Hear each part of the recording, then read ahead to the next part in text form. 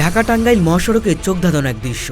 কখনো দাঁড়িয়ে, কখনো শুয়ে, আবার কখনো একেবারে বিনা হাতে বাইক চালিয়ে তাক লাগাচ্ছেন 52 বছর বয়সী সাইফুল ইসলাম। তার স্ট্যান্ড দেখে অনেকে তাকে বলে সুপারম্যান। সাধারণত এই বয়সে যেখানে অনেকে বিশ্রাম নেন, সাইফুল ইসলাম সেখানে রাস্তায় বাইক স্ট্যান্ডে ব্যস্ত। অবাক করা বিষয়, তার বাইক চালাতে দুই হাতের প্রয়োজন পড়ে না, তবুও বাইক তার রাস্তা, তার উল্লাস, তার শক্তির নাম।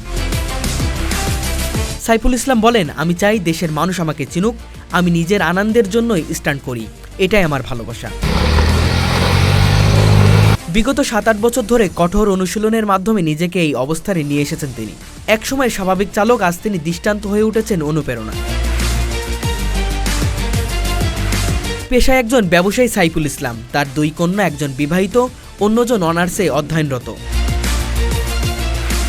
পরিবারের প্রতি দায়িত্ব পালন করতে করতেই নিজেকে সময় দিয়েছেন এই ব্যতিক্রমী যাত্রায়। রাস্তার ধারে লোকজন দাঁড়িয়ে যায় তার স্ট্যান্ড দেখতে, প্রশংসা করে ছোট বড় সবাই। তবে সবচেয়ে বেশি আনন্দ পান যখন তরুণীরা এগিয়ে এসে বলেন, ভাইয়া আপনি অসাধারণ। তবে তিনি বলেন, এটা অবশ্যই ঝুঁকিপূর্ণ, আমি কাউকে উৎসাহ দেব না এভাবে চেষ্টা করতে, এটা অনেক অনুশীলনের পর সম্ভব হয়েছে। সাইফুল ইসলামের গল্প শুধু বাইক চালানোর না, এটা সাহসের, আত্মবিশ্বাসের আর সীমাবদ্ধতাকে জয় করার গল্প।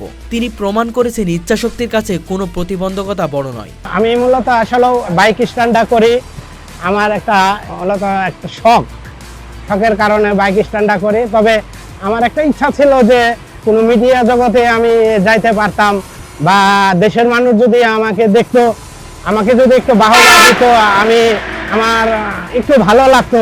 আমার জন্য আপনারা দোয়া করবেন।